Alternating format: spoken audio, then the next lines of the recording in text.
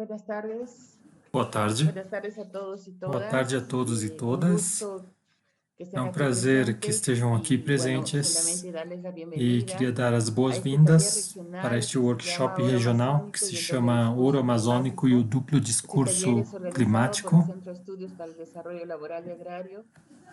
Este workshop é organizado pelo Centro de Estudos para o Desenvolvimento, Trabalho e Agrícola, com a participação da Rede Latino-Americana de Indústrias Extrativas.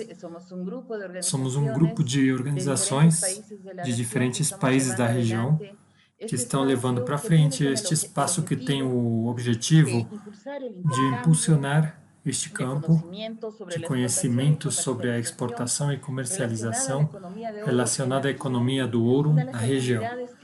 Uma das atividades que é central para os países e também para toda a relação da região amazônica. Mas, ao mesmo tempo, procuramos promover o debate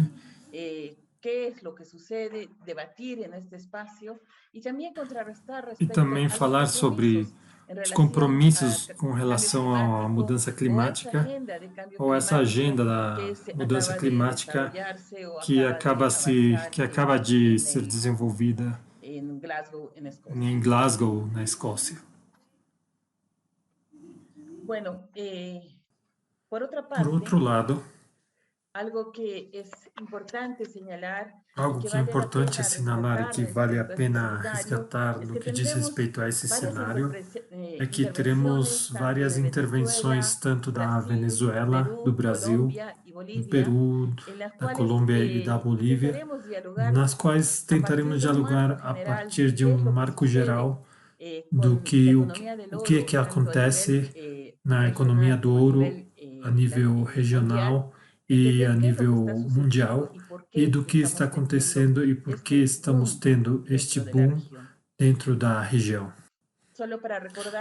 Só para lembrar alguns aspectos, na recente reunião da COP sobre a mudança climática em Glasgow, apresentavam umas situações nas quais poderíamos pensar que havia certo ceticismo na população, sobretudo porque a declaração no que diz respeito a florestas e a mudança do uso do solo assinada por mais de 100 países não tinha características de vinculante.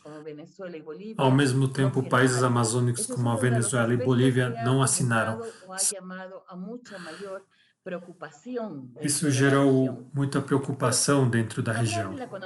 Mas falar da economia do ouro não apenas significam esses aspectos, mas também significam que existem uma série de complexidades vinculadas à exploração e à comercialização do ouro amazônico.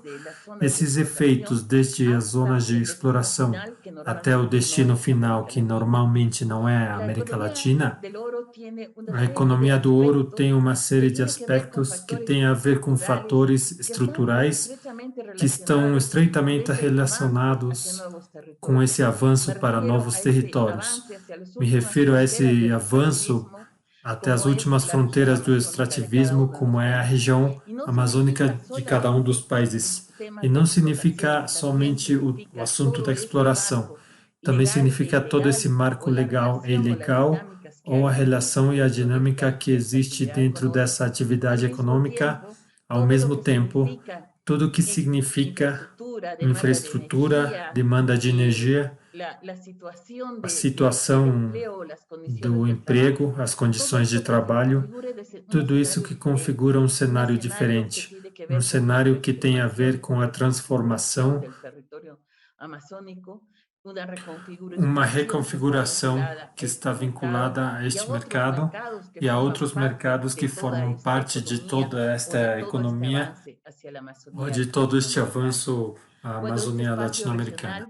Bom, este espaço regional tem esta característica porque o que procuramos é deixar de lado por um momento, neste debate, nesta discussão, e desde a sociedade, enfrentar que não são as fronteiras políticas as que vão definir o que vai acontecer nesta região que tem a maior floresta tropical da região e do planeta, mas a partir de um diálogo conjunto, onde vençamos esses fracionamentos e essas divisões que nos permitem somente ver o que acontece no interior dos nossos países e compreender juntos que esse é um problema que devemos ver desde Latinoamérica, devemos ver desde a região, para identificar como enfrentar, tendo em conta que se trata de uma atividade que não é sustentável, é uma atividade que nos mantém ou nos converte em economias primárias portadoras. Então, apenas com essa introdução, passamos para a primeira parte do espaço. Nesta primeira parte, vamos ter a exposição de Pablo Poveda, é um investigador associado ao CEDLA, com o assunto Mercado Internacional do Ouro e Exploração no Amazonas. Pablo Poveda é economista, é investigador e especialista em recursos naturais, e com ele vamos ter esta parte inicial, que dará com certeza um marco para que possamos abordar juntos esses assuntos. Pablo, boa tarde, obrigado por estar conosco. Você tem aproximadamente 20 minutos nos quais estaremos atentos à sua exposição. Obrigado. Obrigado, Silvia. Não sei se me conseguem ver na tela.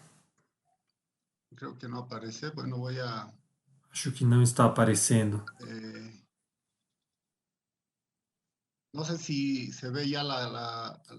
Não sei se conseguem ver a captura da tela.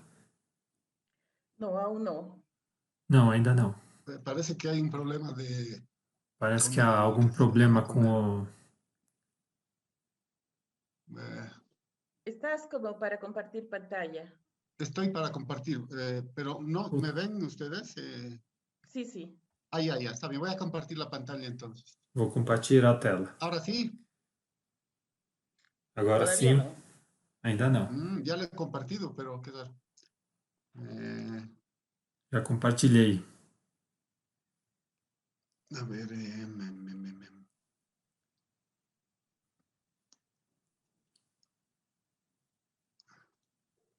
Estoy teniendo algunos problemillas, pero... Estou tendo alguns problemas. Qué bacana, ¿no? A ver, nos avisas, podemos compartirla también desde el set de la presentación. Bueno, ya está en mi pantalla, pero no tengo la forma de incorporarla al Zoom, ¿eh? En la parte de abajo, en compartir pantalla, aparece un color verde. Ya, screen. Ya, ok. Ok, agora sim. Sí, ya.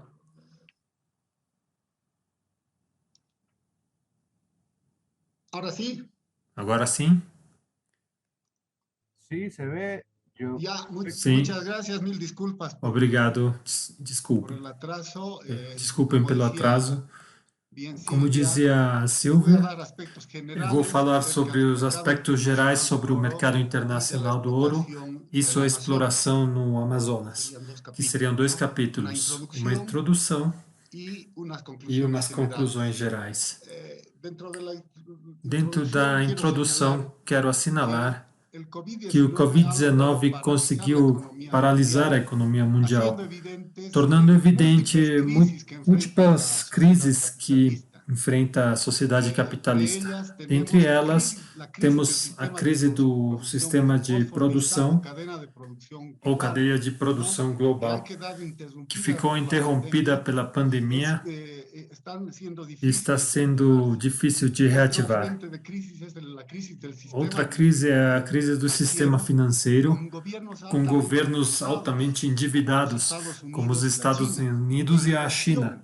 A inflação que está provocando os Estados Unidos por causa da emissão inorgânica de dinheiro para cobrir seus déficits fiscais e comerciais. Também temos uma crise social que representa a precarização dos meios de subsistência da população. Muitas dessas pessoas, vendo essa expectativa alentadora da exploração do ouro, começam a trabalhar nas piores condições. E também está, acho que é a mais importante, a crise ambiental e a necessidade de uma transição energética. E, finalmente, temos a crise da hegemonia política, onde a China está disputando o domínio do sistema econômico capitalista. Em suma, o que temos, estamos frente à descomposição do capitalismo, porque a lógica de produção para obter lucros não permite mais o desenvolvimento das forças produtivas. Bom, embora não queira se aceitar esse fato, e apesar disso, os organismos internacionais como a ORLE, empresas petrolíferas, etc., afirmam que desde 2010 vai começar a se generalizar uma revolução tecnológica. Estamos falando da quarta revolução tecnológica, que consiste na robotização da produção através da utilização generalizada da energia elétrica, que, porém, será levada adiante por relações capitalistas e que, inevitavelmente, levam a uma maior pressão sobre a população e a natureza.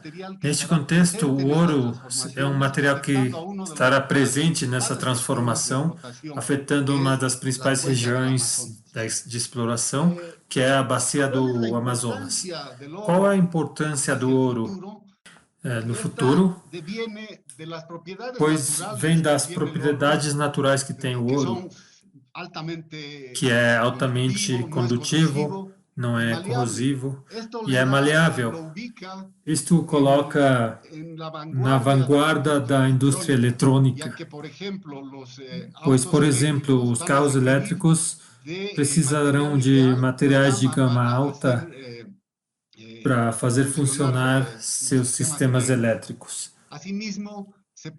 Também se projeta um uso importante na medicina, pois para detectar doenças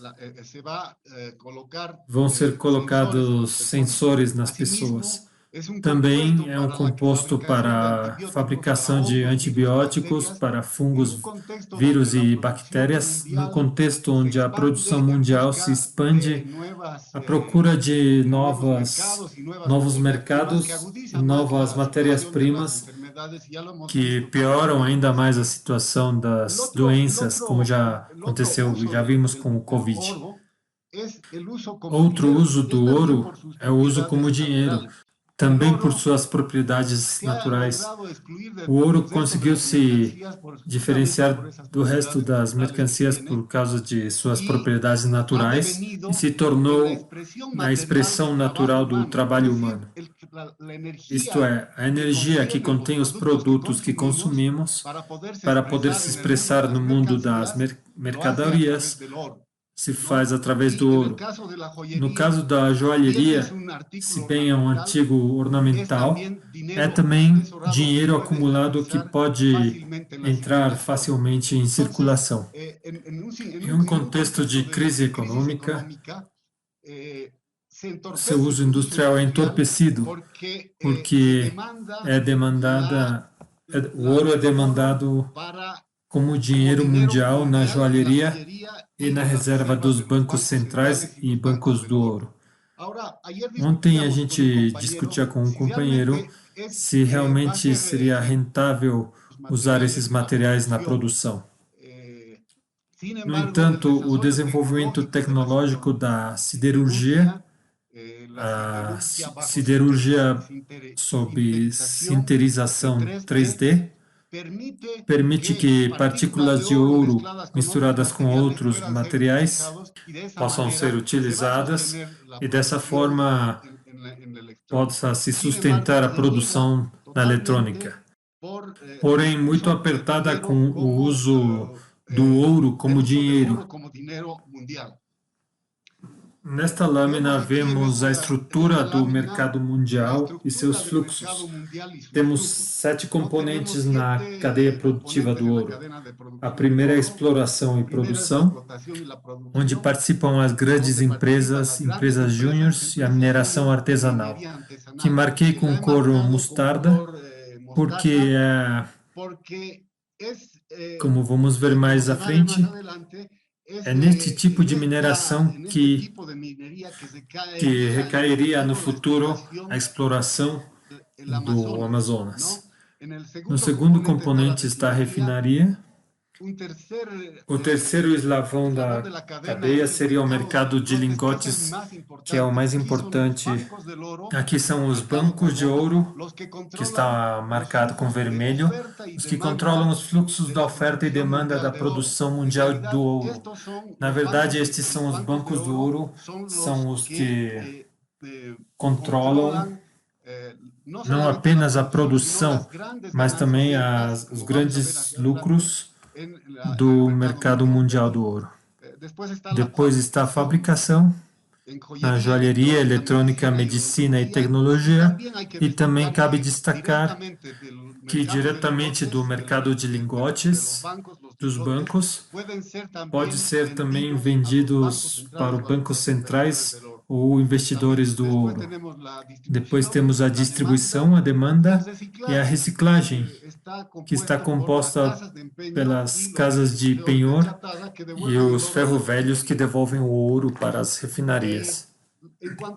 No que diz respeito às reservas mundiais do ouro conhecidas, bom, as que ainda estão na natureza e as que já estão na sociedade, calcula-se que existem 250 mil toneladas de ouro em todo o mundo, das quais 80% estaria nas mãos do público, 47% em joalheria, 17% nos bancos centrais, 22% em reservas privadas e 14% no uso industrial. O 20% seriam reservas que poderiam ser extraídas nos próximos anos. No atual ritmo de produção que chegou à mineração do ouro, 3.500 toneladas anuais, estas 50 mil toneladas de reserva acabariam em 15 anos.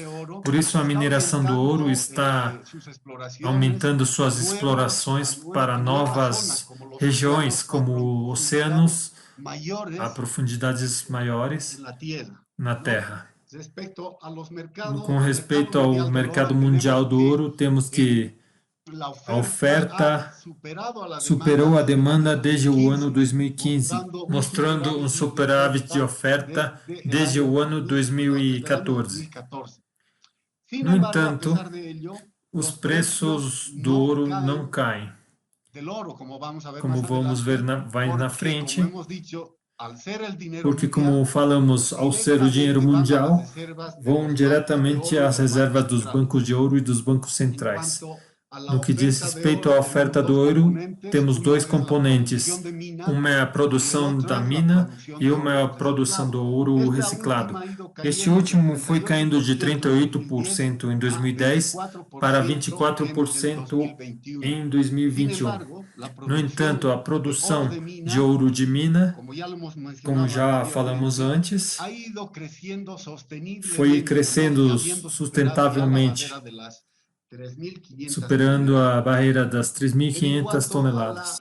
Sobre a demanda do ouro mundial, temos 4 componentes, que são a joalheria, a indústria, a produção de barras e moedas pelos bancos de ouro,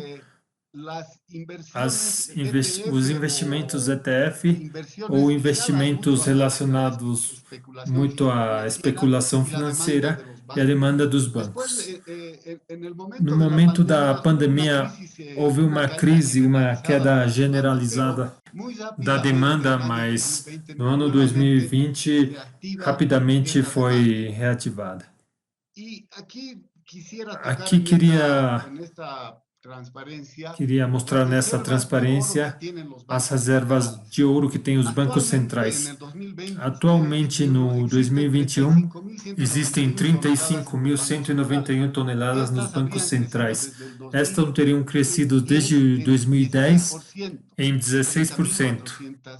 Como vemos na lista, os principais países que têm reservas de ouro são os países desenvolvidos: Estados Unidos, Alemanha, Itália, França, Rússia, China, Suíça. E sobre as reservas como porcentagem do PIB, quase se apresenta, por exemplo, nos Estados Unidos, os 78%, na Itália, os 79%. Grande parte dessa nova demanda dos bancos centrais foi provocada pelas novas economias emergentes, como são a Rússia, China, a Turquia, que representam 72% dessa nova acumulação nos bancos centrais. E, curiosamente, os produtores, ou os países produtores de ouro, como é o caso da Colômbia, venderam no 2020 2/3 de suas reservas para cumprir com suas obrigações econômicas. Por outro lado, agora vemos nessa lâmina os preços internacionais do ouro. Desde 2002 até 2021, o preço do ouro aumentou sustentavelmente, de $310 a hoje a média de $1.800. Na época da pandemia, quando a economia se paralisa, o preço do ouro continua subindo.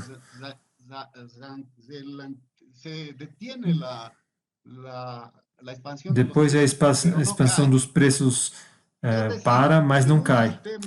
Isto é que, num cenário econômico e financeiro, seja bom ou ruim, as expectativas do preço do ouro sempre serão positivas.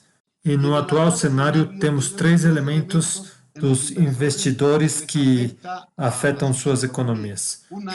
Uma é o seu déficit orçamentário pela crise, as pressões inflacionárias que vêm aumentadas pela emissão dos dólares nos Estados Unidos, a interrupção das cadeias produtivas e as correções das ações infladas, que há alguns anos se esperava que a economia iria crescer muito. Mas alguns elementos do mercado mundial são, por exemplo, que o retorno do investimento do ouro são os principais depois dos investimentos tecnológicos.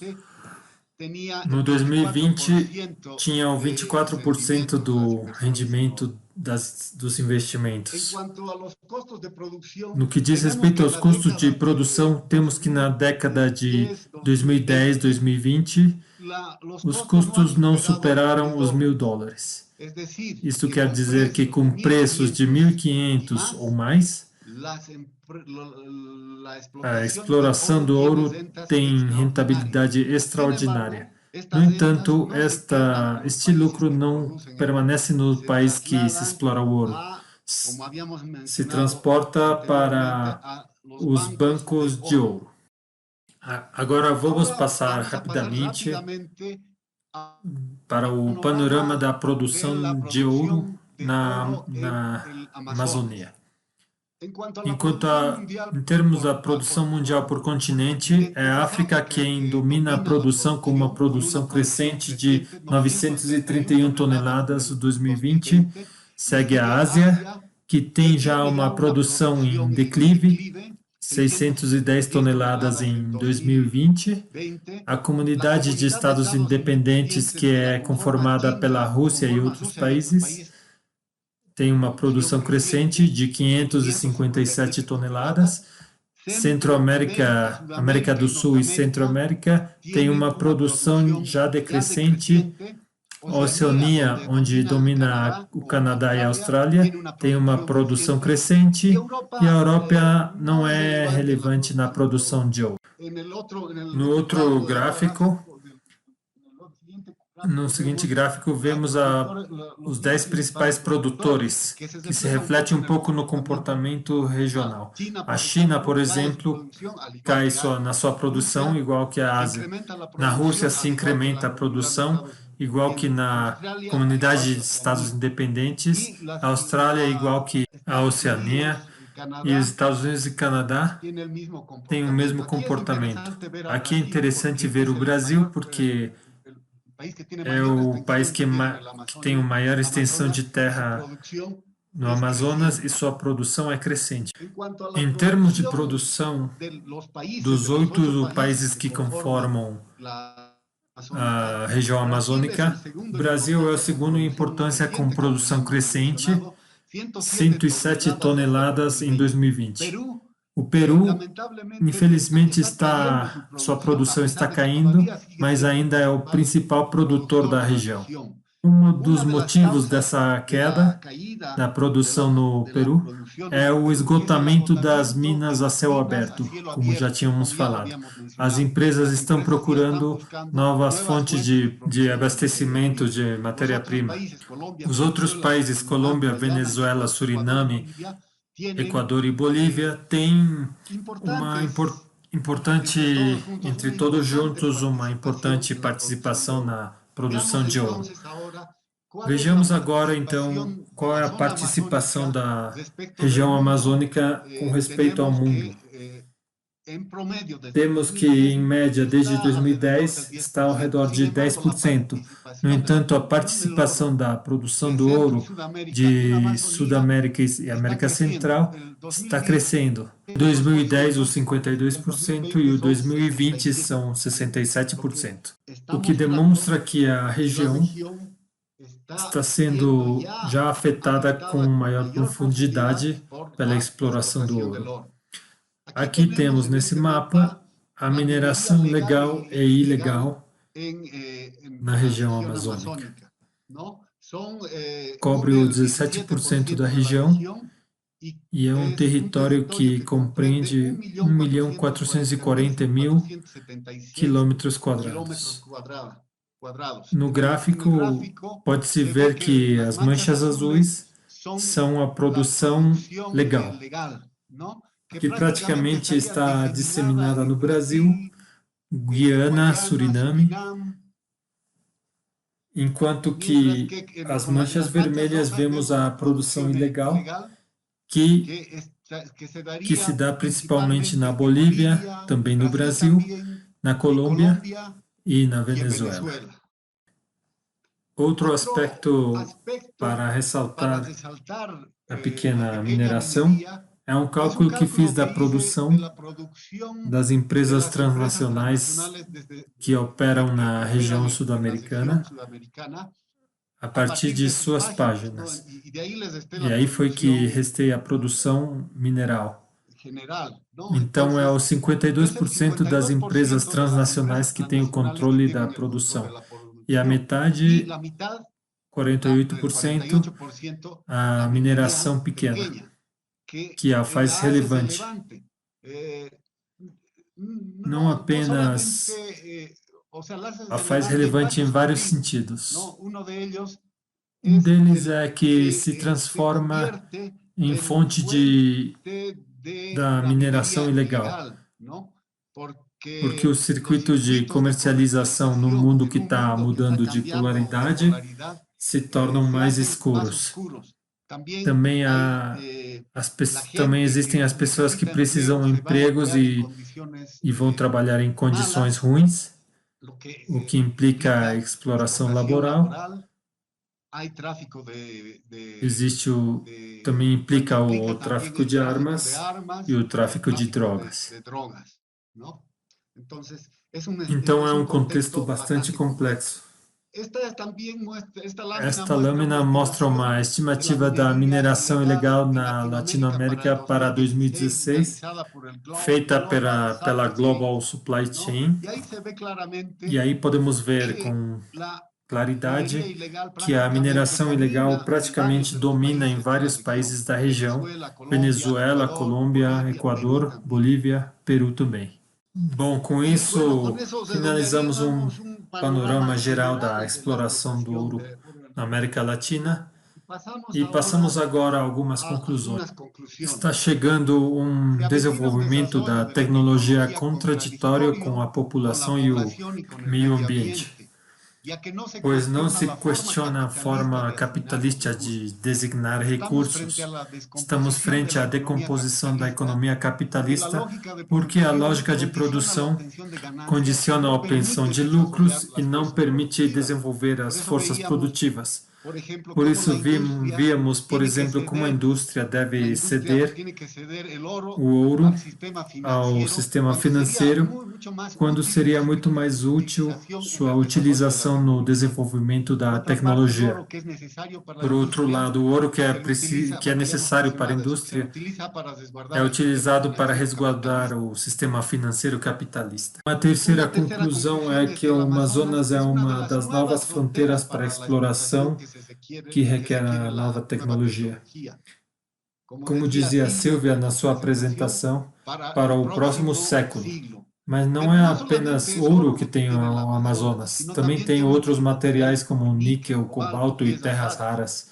E também existe a avidez de outros setores para obter os recursos, como florestal, agropecuário, agrário e petrolífero, o que transforma a região amazônica em uma região de tensão social e ecológica para os próximos anos, que deve chamar nossa atenção.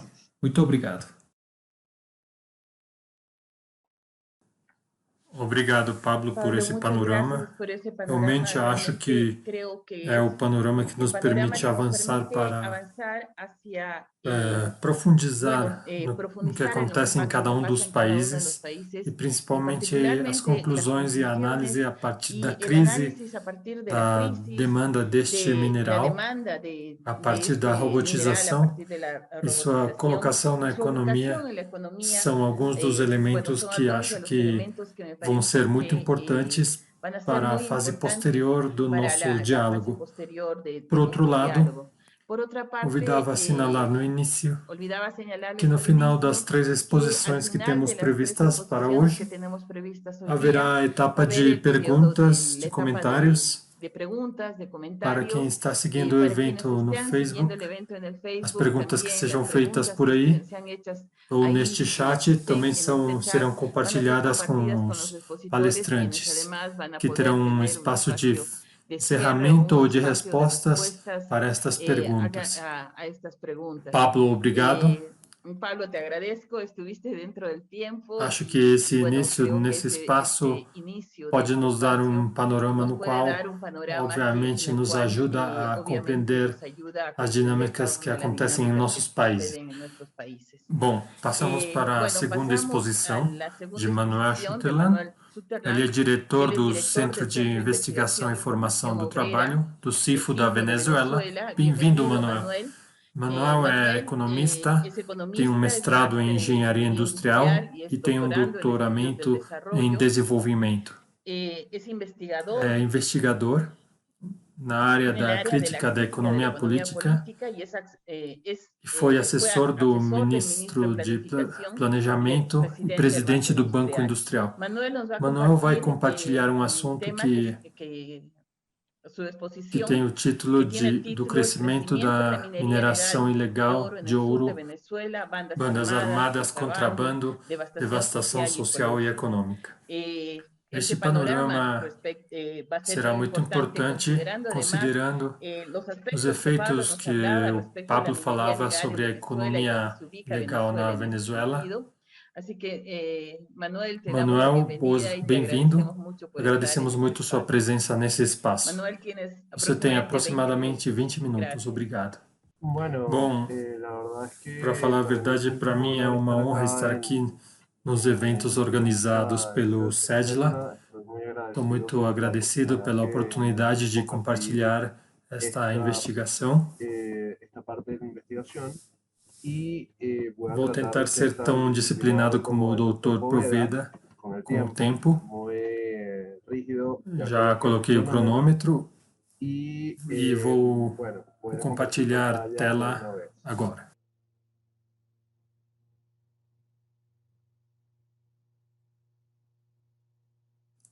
Bom, eu imagino que todos conseguem observar a tela que tem a tela da apresentação. O crescimento da mineração ilegal de ouro no sul da Venezuela, bandas armadas, contrabando, devastação social e econômica.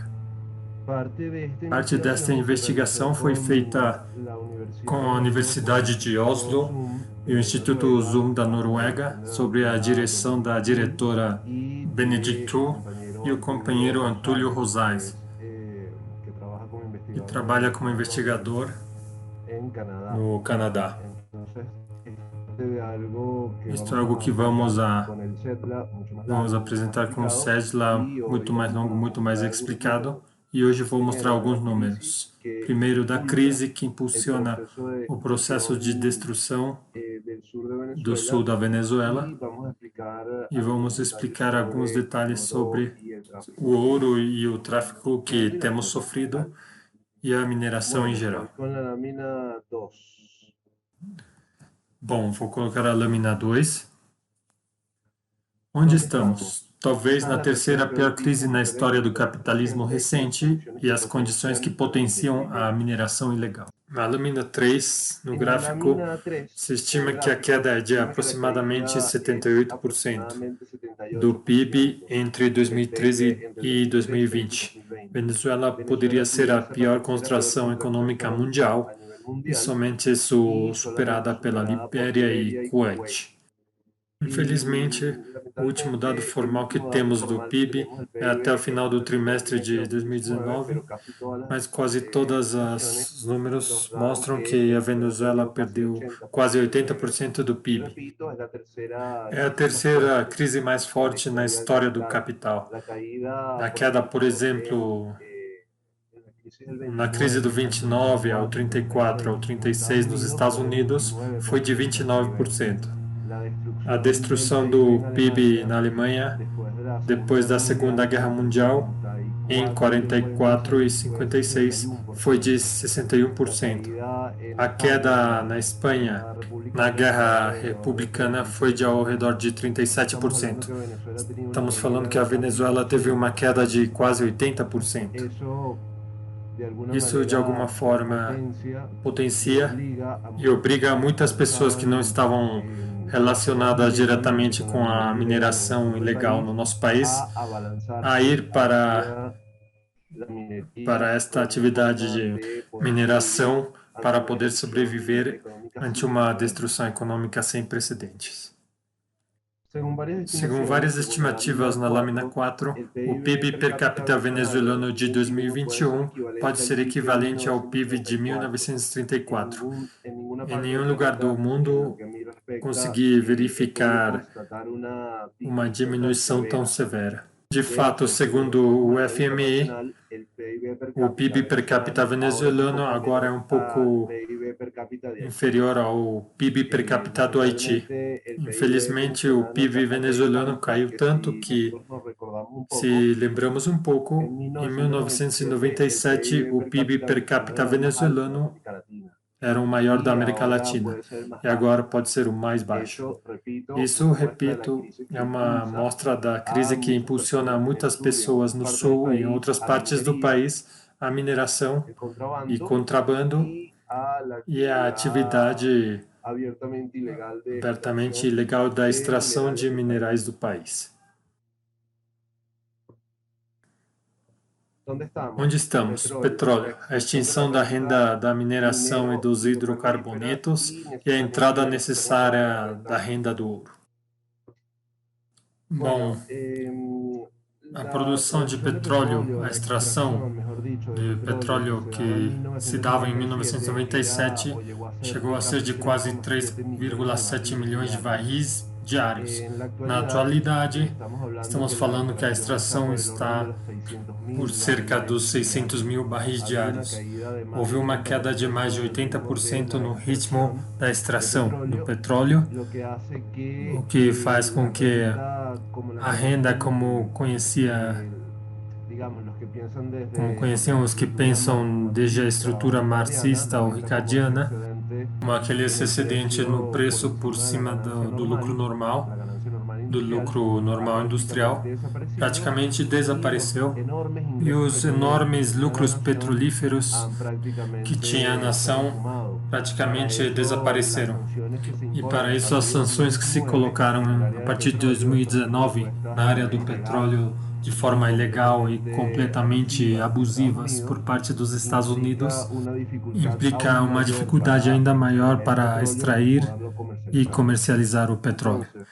Então, a queda da renda petrolífera é outro motor que faz com que o governo se decida a entrar e construir formalmente o Arco Mineiro em Orinoco, que é, de alguma forma, a maior área para mineração, uma das maiores da América Latina, uma área aberta para mineração que ocupa ao redor de 110 mil quilômetros.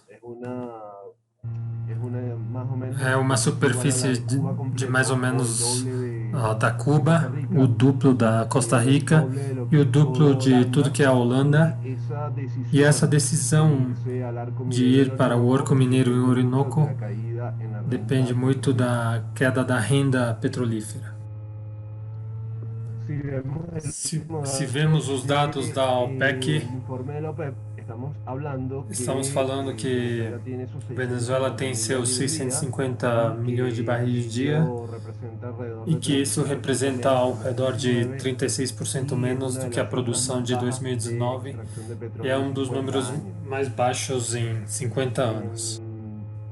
Se formos ver o acumulado da extração petrolífera, poderia-se dizer que os 8 anos antes da entrada de Nicolás Maduro como presidente da República, o chavismo tinha obtido 257 mil milhões de dólares a mais nesse mesmo período de 8 anos do que obteve a produção de petróleo, a extração de petróleo por parte do presidente Maduro. O que vemos é uma queda tremenda que impulsiona a mineração ilegal, contrabando e essas atividades em áreas longe da capital. Onde estamos? Hiperinflação e política monetária que possibilita o desenvolvimento da produção interna e favorece o extrativismo do ouro.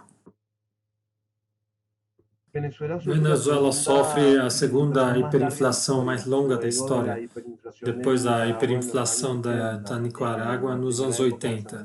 A política monetária atual sobrevalua a moeda e, segundo o índice Big Mac, Venezuela tem a moeda mais sobrevalorada do mundo e faz com que a produção interna seja praticamente impossível. O governo vende ouro e vende petróleo para sustentar de forma artificial o tipo de câmbio. Dessa maneira, conseguir apropriar dólares baratos. Isso faz com que a produção interna seja impossível ou muito complicada, que a Venezuela se encha de mercadorias importadas que poderiam ser feitas na Venezuela. Isso faz parte do que chamamos, é um trabalho que foi feito com a Universidade de Oslo e que posso compartilhar sem problemas. Onde estamos? Salário mínimo mais baixo do mundo. Em 2001, o salário estava em $400 e para setembro de 2021, o salário oficial é de $2,45 mensais. Isso é o salário mais o vale-refeição. Esse salário mais vale-alimentação fundamentalmente é recebido pelos funcionários públicos e os pensionistas recebem apenas o salário que seria algo menos de $2. Esse seria o ingresso que recebem 7 milhões de pessoas. E, evidentemente, isso as impulsiona não apenas ir para o setor privado, que paga de 15 a 20 vezes a mais, às vezes até 30 vezes mais, mas também as impulsiona a mineração e a arriscar suas vidas de forma dramática em circunstâncias muito perigosas. Porque, como vamos ver mais à frente, a mineração ilegal é muito perigosa e houve dezenas de massacres, enfrentamentos armados sangrentos que colocam essa atividade como uma das mais perigosas no planeta. Segundo a Pesquisa Nacional de Condições de Vida, INCOV, a pobreza medida pela linha de lucros atinge ao 94% dos lares na Venezuela. Isso quer dizer que mais ou menos 94% dos lares têm um ingresso menor a $280 mensais. É por isso que se considera que 94% das pessoas são pobres e cerca dos 76% são pobres extremas. Segundo esta estimativa que realiza o Engove. Infelizmente, como já falamos várias vezes, este é um forte estímulo para as pessoas começarem nessas atividades e viverem de forma tão dramática. Igualmente, a pobreza se desenvolve com uma desigualdade muito grande e com isso podemos notar que o último número oficial é de 2017 e diz que os 75% dos lucros é da classe empresarial. Isso empeora muito a distribuição dos ingressos e na maioria dos países civilizados ocorre o contrário. A ascensão da mineração é legal, um negócio que deixa muito pouco ao tesouro e muito às máfias. O preço histórico do ouro, se compararmos entre 2000 e 2021, cresceu em 551%. Isso é mais ou menos 5 vezes a mais das ações mais lucrativas de Wall Street. Muitas pessoas achavam que era bom comprar ações de diversas empresas de Wall Street nos anos 2000, mas as médias das melhores ações são 5 vezes menores que o ouro. O ouro é um bem de refúgio importante e essa ascensão impressionante no seu preço fez com que o governo venezuelano veja atraente entrar nesse mercado. A Venezuela, desde 2010 a 2020, aumentou em 34% a extração do ouro, no que diz respeito ao que há na América Latina. Mas acho que esse número é muito conservador, porque grande parte das extrações da Venezuela, como disse o Dr. Poveda, não é apenas ilegal, mas também não é registrado. Praticamente não passa pelo Banco Central. Então, esse número pode ser muito maior.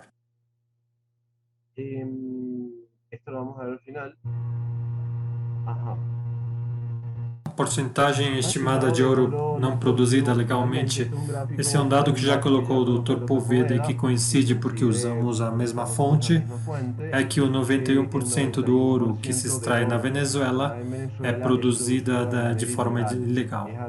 É algo 10 vezes maior que no México, por exemplo, e muito maior que no Brasil, por exemplo. Isto se entende que há muito pouco controle e que a empresa nacional que se encarregava dessa atividade de forma excluinte foi substituída pela mineração ilegal. Embora a extração de ouro tenha aumentado 34%, e embora o preço do ouro tenha aumentado praticamente 500% nesse período 2000 e 2020, a evolução do ouro monetário em mãos do Banco Central caiu 75%.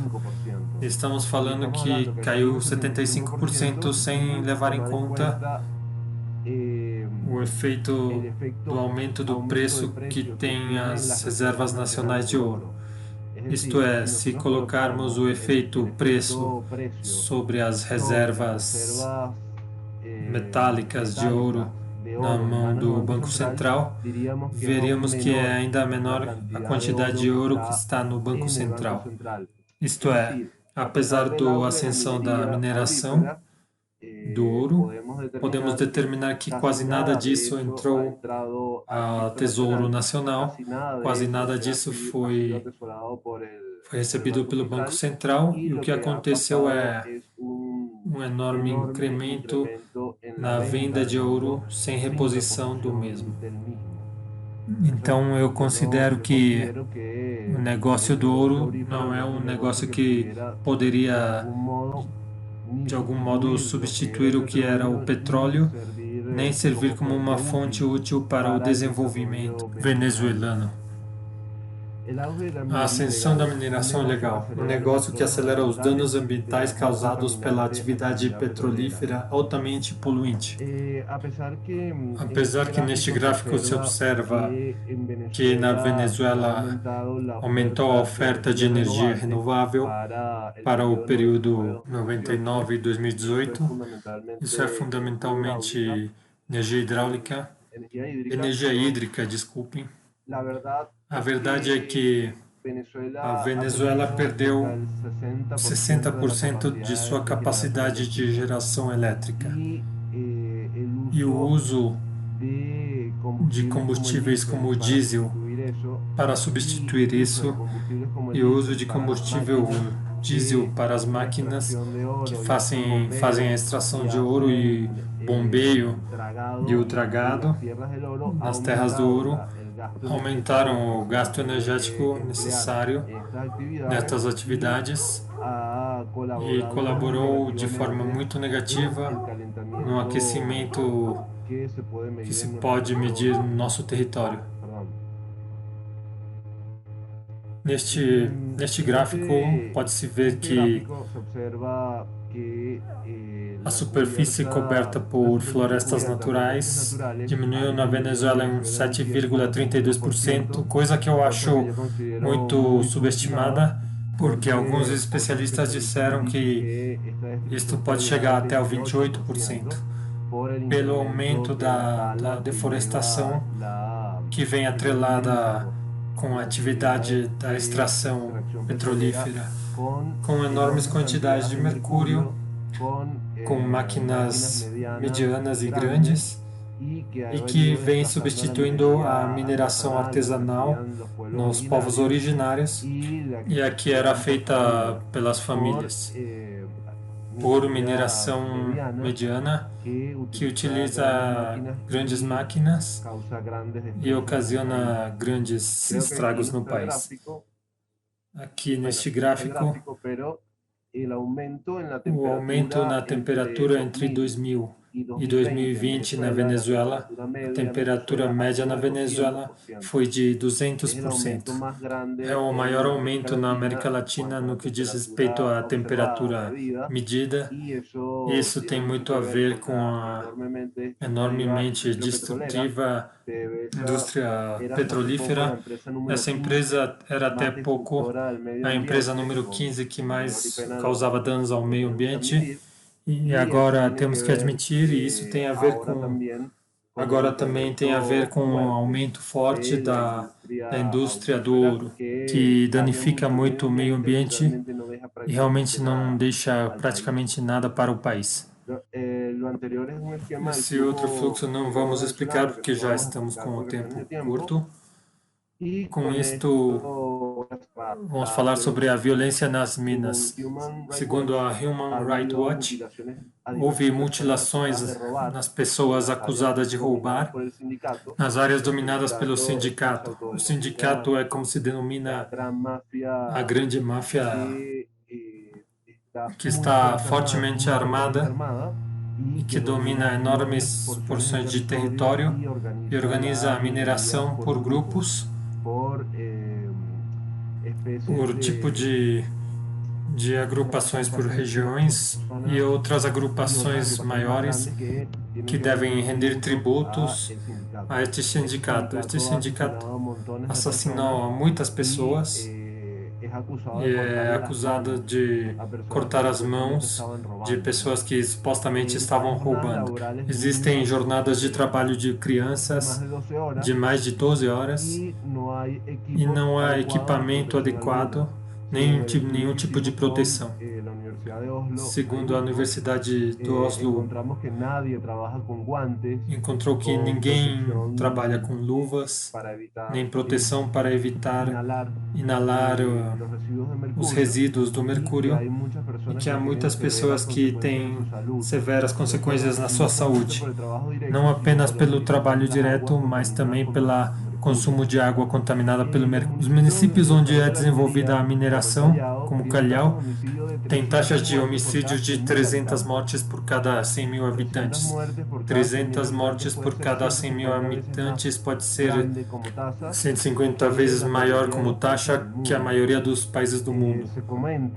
É comentado, segundo a investigação que fizemos, que a ELN, a FARC, os membros da polícia e o exército estão disputando diariamente o território, estão disputando as minas e cometendo eventos de violência extrema. O ouro flui por Guiana e Brasil, via fluvial e terrestre, e várias empresas como a Dourado Trading foram vinculadas com a Hezbollah. Isso não é uma certeza, mas é um trabalho que fez o jornalista holandês Frans Ebels, que é o jornalista que mais informação tem do assunto. Sabe-se que a Venezuela paga gasolina ao Irã com lingote de ouro, gasolina que infelizmente é dada de presente no país.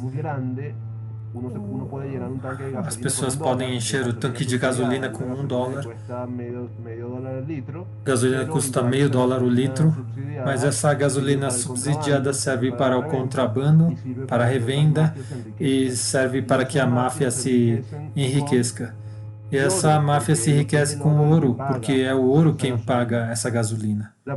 A produção atual aproximada é de 25 toneladas anuais e o valor total é de ao redor de 4.600 milhões de dólares. O Instituto Nacional de Estatísticas registrou cerca de 1.000 milhões de dólares. Isto quer dizer que, do que mais ou menos foi registrado ou se estimou, apenas um quarto disso foi de alguma forma registrada, colocada em registro e de alguma forma processada. Lamento ter me estendido por 1 minuto e 38 segundos. Agradeço muito o convite. Fico à disposição para poder responder e aprofundizar no assunto. Muito obrigado. Muito obrigado, Manuel. E para falar a verdade é que esse minuto e segundos valem muito para profundizar e expandir essa brilhante exposição. Acho que existem elementos que ratificam essa situação de crise, uma crise extrema na decontração da economia venezuelana, claramente descrita por sua parte em termos da queda de ingressos, do PIB, da redução do salário mínimo, do crescimento da pobreza, da desigualdade, e que tudo isso está vinculado com o ouro, com a exploração do ouro, que, como você assinala, é um bem de refúgio, e também porque essa situação de crise está levando a esse impulso para a necessidade da mineração do ouro como necessidade das pessoas, das famílias, para melhorar as suas situações. Ao mesmo tempo, outros aspectos que acho importante e que você ratifica é que essa extração de ouro, reportada em 34%, obviamente não expressa nesse ouro ilegal, esse ouro ilegal no qual a Venezuela está à frente no continente. E, por último, todos os aspectos vinculados no papel da Venezuela em termos de que esta economia do ouro e da Venezuela tem a ver com a crise petrolífera e também tem a ver com uma crise climática, uma crise de impactos ou efeitos ao meio ambiente, tanto da economia petrolífera como esta economia sustentada pelo ouro, e ao mesmo tempo Todos esses atores que você apresenta com essa complexidade, que acho muito importante e tomara tenhamos tempos para compreender um pouco mais essa situação dos diversos atores e da sua forma de se relacionar. Bom, somente ratificando que as perguntas ou os comentários dos participantes podem mandar pelo chat ou pela parte de perguntas e respostas no Zoom e também pelo Facebook do Cedla, onde vamos ter temos um tempo, o tempo suficiente, esperamos, para responder essas perguntas e, ao mesmo tempo, também para alguns comentários de encerramento dos palestrantes. Passamos para a última palestrante, que é Júlia Neiva. Ela é do Brasil, de Conectas, do Direitos Humanos no Brasil, uma organização que é parte da Coalizão Regional pela Transparência e Participação. Ela é coordenadora do Programa de Defesa Socioambiental de Conectas dos Direitos Humanos. É uma de suas fundadoras, também advogada e ativista dos direitos humanos, feminista e antirracista, estudante de doutorado de Direitos Humanos na Universidade de São Paulo, no Brasil. Tem mestrado também em Direitos Humanos pela Faculdade de Direito da Universidade de Columbia, em Nova York, especialista em Direitos Humanos da Universidade de São Paulo. Trabalhou por muitos anos como representante e investigadora sênior. Júlia irá apresentar a situação da mineração do ouro no Brasil, violência, racismo e lobby empresarial. Júlia, bem-vinda e agradecemos muito por compartilhar essa informação e esse conhecimento. Obrigado. Muito obrigado. Muito obrigado, Silvia. É um prazer estar aqui. Estou muito contente de participar nesse painel. E com a oportunidade de apresentar uma mirada de Amazônia. Parabéns por esta iniciativa. Acho que é muito importante para a rede e a região. Que bom que nossa coalizão apoia este evento. Bom, vou falar desde uma perspectiva dos direitos humanos e tentar relacionar com a crise climática para poder, juntos e juntas, pensar na situação da nossa região. Vou falar sobre 4 pontos, espero não levar muito tempo. Bom, vou falar um pouco do contexto geral da mineração depredadora no Brasil e da exploração do ouro, da ameaça socioambiental e o projeto dos poderes executivo e legislativo para o Brasil e para avançar a mineração na Amazônia, depois do caso dos Yanomami no Brasil e, por fim, da relação entre a mineração e o clima. Bom, o primeiro ponto, vou apresentar o contexto geral da mineração no Brasil. E começo com uma frase do Davi Kupenaue, que é Yanomami. O que fazem os brancos com todo esse ouro? Por acaso eles o comem? A minha tradução não é perfeita, mas essa frase está no seu livro A Queda do Céu. O avanço da mineração na Amazônia é uma questão que afeta não apenas a agenda socioambiental, e também denunciamos em várias ocasiões aqui no Brasil, mas também a agenda de segurança. O extrativismo continua sendo a base da nossa economia, não apenas no Brasil, mas também na Latinoamérica, dentro de um capitalismo selvagem e extrativo. E a mineração é uma base fundamental nesse cenário. E nesse cenário somos nós como país subornados. Pode-se dizer que quase meio exportadores de mercadorias. Que produzem e vivem os impactos dessa produção são ainda mais invisíveis. É um modelo mineiro depredador e que se baseia no racismo estrutural e a aniquilação do sujeito. O discurso do maior avanço tecnológico para as cadeias produtivas, na prática, termina por precarizar ainda mais aos trabalhadores e também aumentar as omissões ao combate ao trabalho escravo e à destruição socioambiental dos territórios preservados pelos povos originários e as comunidades regionais. Podemos dizer que hoje, ante a emergência climática, estamos vivendo outra grande febre do ouro. É a quarta desde 1970. E mais uma vez, os Yanomamis são um dos povos mais diretamente afetados por essa corrida. De acordo com o relatório do Instituto Escolhas, no mês de julho, temos alguns números muito alarmantes. 19 toneladas de ouro foram exportadas pelo Brasil em 2020 e saíram de terras indígenas ou das unidades de conservação da Amazônia. O ouro ilegal representa 17% das 111 toneladas que se registraram para a exportação do Brasil.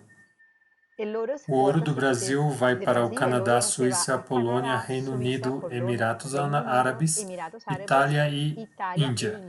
E apesar das restrições legais, a febre do ouro nas áreas protegidas está aumentando desde 2018. Que não é coincidência, que é a crise também política e social no Brasil. Em total, as solicitações de investigação para a exploração do ouro na Agência Nacional de Mineração, ao longo dos anos, soma 2 milhões de hectares para 2020, só no ano de 2020. Isso equivale a uma área 40 vezes o tamanho da cidade de São Paulo ou 2 vezes o tamanho da Bélgica. Dessas solicitações, 85 são em territórios indígenas e 64 em unidades de conservação. O relatório da Associação Yanomami também entrega alguns números muito alarmantes. A mineração ilegal do ouro na terra Yanomami equivale a 2.430 campos de futebol. É uma área de 2.430 hectares. E só no ano de 2020 a degradação avançou em 500 hectares. É isso por causa do uso do ouro, do material pesado e sofisticado para a extração do mineral. É importante lembrar que a mineração pode ser ilegal, como é que ocorre no estado de Roraima, no Brasil, e em outros estados, mas o fato que seja ilegal não é um problema. O ouro vem de qualquer lugar e a omissão dos agentes estatais acaba dando respostas na agenda pública que facilita essa atividade depredadora, ao incentivo das autoridades. Essa economia provoca conflitos agrários, ataques aos povos indígenas e aumento da violência contra eles, e com fortes indícios de trabalho escravo na cadeia de produção, além da degradação do meio ambiente. Não podemos esquecer, escutando meus companheiros antes de mim, que o Brasil é o quarto país mais perigoso para defensores dos direitos humanos. E a mineração é um dos fatores que colocam risco aos defensores. A extração do ouro também vem da mineração corporativa, como podemos lembrar com a represa da extração de ouro em Maranhão ou Minas Gerais e a futura mina de Belucém, no Pará, que será perto de Belo Monte, e essa mina já está em construção. Apesar das várias denúncias da sociedade civil e do Ministério Público Federal, da Fiscalia do Brasil. Esses dois sistemas, a mineração mais corporativa ou a mineração artesanal, operam dentro de um conceito de mineração depredadora. Podemos lembrar de graves catástrofes socioambientais como a ruptura da barragem no Rio Doce, no Brasil, ou em Brumadinho, que são provas que o Brasil tem um modelo de mineração baseada na adoção de técnicas antiquadas e privilegiam o abaratamento dos custos em detrimento da segurança dos trabalhadores, mas também da população que vive perto dessas atividades, incluindo os povos indígenas, comunidades tradicionais e rurais. A política mineira brasileira, sem exagerar, se remonta à época colonial, mas ainda é dependente do racismo estrutural para continuar funcionando. Nos perguntamos qual é o preço que o país está disposto a pagar para manter essa mineração nos moldes atuais. Quantas vidas vão se perder nesse tipo de projeto? Se tomarmos como exemplo os desastres de Rio Doce e Brumadinho, não conseguimos mudar o modus operandi das empresas mineiras nem do Estado. E essas duas se mantêm em relações de perigosa proximidade, dependência e com evidentes conflitos de interesse. Também podemos lembrar do rompimento de uma outra barragem de mineração de ouro que aconteceu nesse ano no Maranhão, no Brasil, na Amazônia brasileira. Nesse contexto, essas medidas e a legislação destinada para aumentar a segurança das barragens e dos resíduos não mudaram muito, não houve muitas mudanças. E também não se evitou novos desastres. Tivemos o desastre em 2015, e agora em 2019, e agora em 2021. De acordo com a Agência Nacional de Mineração, o território brasileiro conta com 858 barragens. Dessas 858 barragens, 50 estão classificadas em nível de emergência, o que indica que há algo de errado nas suas estruturas. Famílias e comunidades inteiras foram desalojadas pela força e com sirenes de emergência, gerando terror e pânico nas famílias. Vamos ver agora o segundo ponto, que é a ameaça socioambiental e o projeto dos poderes executivo e legislativo para o avanço da mineração na Amazônia. Nessa semana, o general Augusto Heleno, que é o ministro-chefe do Gabinete de Segurança Institucional da Presidência do Brasil, autorizou de maneira inédita 7 projetos de exportação de ouro na região amazônica, perto de povos indígenas e em área de fronteira. Isso é muito grave. É muito grave que um ministro de Segurança Nacional autorize 7 projetos sem consulta ao público. Isso elimina qualquer possibilidade de apoio à segurança pública aos afetados por esses projetos. Isso deve-se a que essa mesma segurança pública está sancionando as exportações, inclusive em regiões perto da fronteira. Felizmente, nesta ocasião, 2 parlamentares questionaram esta autorização, mas gostaríamos também de falar de um projeto que pode mudar a mineração no Brasil, só que para pior, que é um projeto de um texto que pode ser conhecido como para-lei e que irá modificar mais de 50 pontos do atual Código de Mineração, utilizando espaços dentro do Parlamento brasileiro que não têm acesso à participação da sociedade civil para aprovar mudanças que serão profundamente prejudiciais para todo o país. O conteúdo deste projeto coloca os interesses do setor privado, dos pequenos mineiros ilegais, da mineração artesanal, por cima das necessidades e interesses da sociedade em seu conjunto e viola os direitos dos povos indígenas e das comunidades tradicionais, permitindo o avanço do trabalho escravo e precário e eliminando o papel do Estado como quem deve regular essas atividades de alto impacto. Temos muito medo que esse projeto seja aprovado, quem sabe hoje à noite. Esse movimento no Congresso é mais um ataque que sofre a região amazônica. com tantos projetos que já tem de infraestrutura, estrada, ferrovias, plantas hidrelétricas e a exploração de minerais. Nesse sentido, é bom lembrar o projeto de Belcem, da Belcem, que pretende ser a maior mina de ouro a céu aberto do país. E como já lhes falei, será uma mina que está a 50 quilômetros da central hidrelétrica de Belo Monte, em Xingu.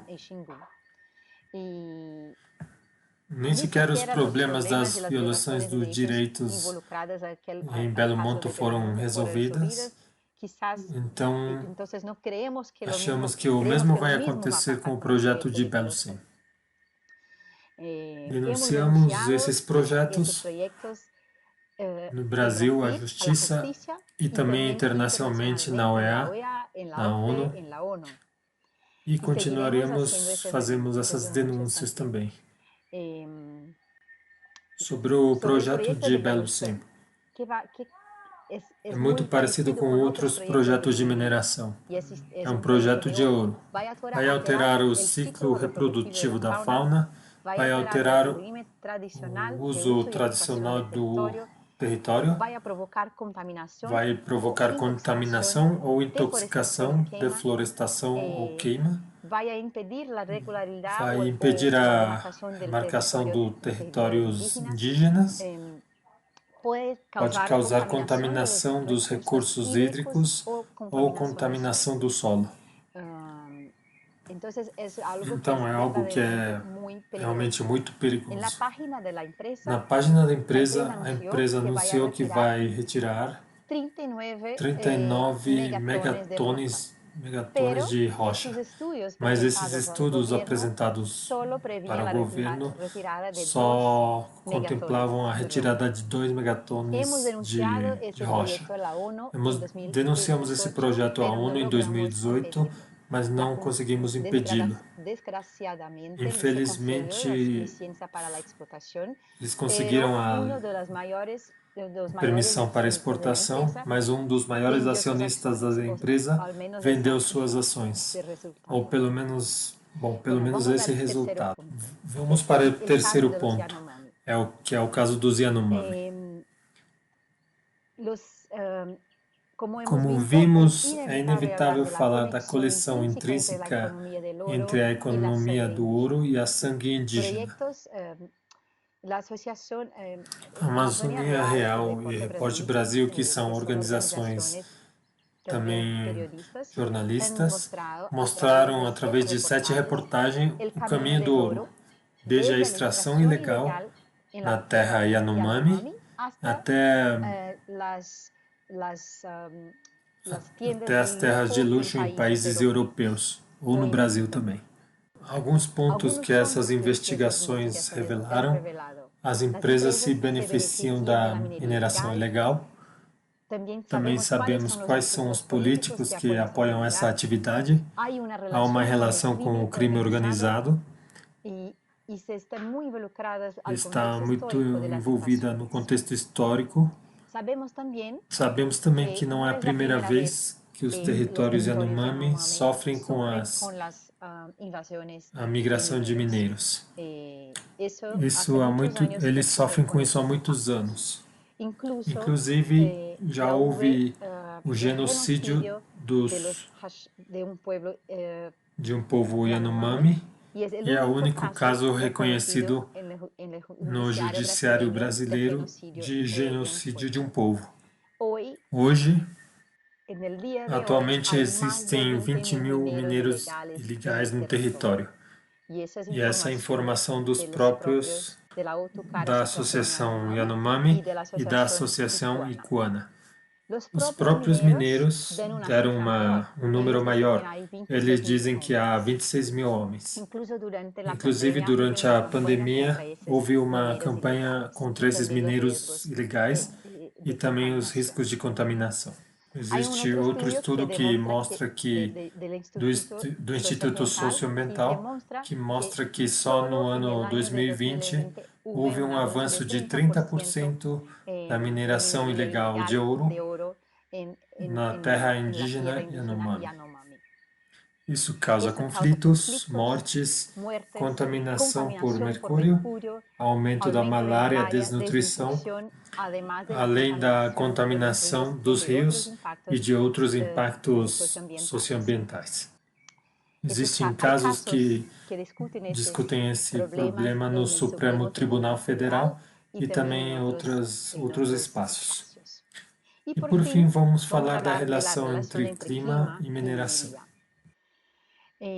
A principal causa das emissões de gases de efeito estufa no Brasil são a deforestação e a extração do ouro e de outros metais para a mineração. É uma causa de deforestação no Brasil. Sabemos, de acordo com o último relatório do painel de expertos em clima, o IPCC, que a atividade humana é a principal causa da crise climática.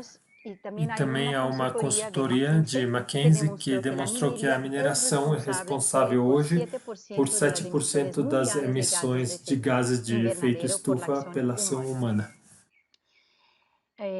No Brasil, a mineração está muito relacionada ao grande uso de combustíveis fósseis nas operações de escavação e a deflorestação da Amazônia e também na cadeia produtiva da mineração. São os 3 pontos principais que contribuem com a mudança climática. Se relaciona com a mineração ilegal, mas também com a mineração legal. A taxa de desmatamento anual causada pela atividade ilegal se duplicou entre os anos de 2017 e 2020.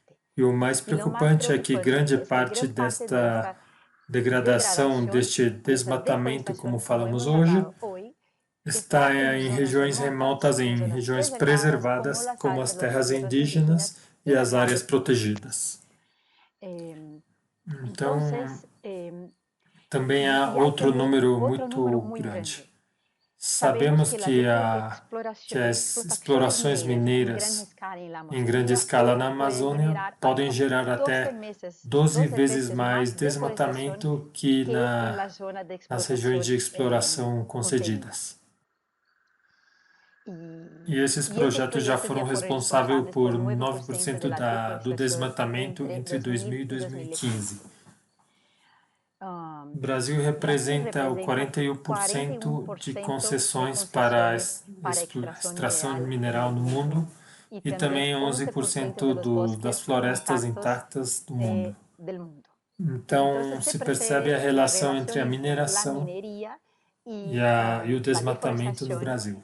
E por isso, e já vou terminar, é muito importante discutir a transição energética, que não pode se limitar a uma transição energética desde uma perspectiva exclusivamente tecnológica. A base mineral é finita, não é renovável e está distribuída de forma desigual no planeta.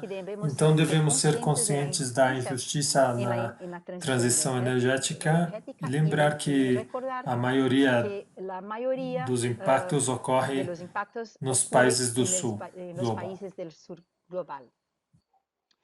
Por fim, vamos ter que pressionar aos políticos e às empresas para que respeitem seus compromissos e também responsabilizar os estados e as empresas que estão relacionadas com suas atividades.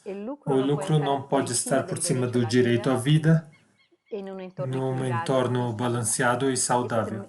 Esses eram meus pontos para o debate. Obrigado, Silvia. Muito obrigado, Júlia, por esse panorama brasileiro que mostra a complexidade que vemos em todos os casos abordados. Vemos de novo que o modelo primário mineiro depredador, o modelo primário explorador nos nossos países não muda, só piora. Há elementos, os elementos apresentados deste modelo que se basa no racismo, discriminação, na precarização do trabalho e a destruição dos territórios, é algo que vemos em todos os casos e com certeza vamos ver amanhã.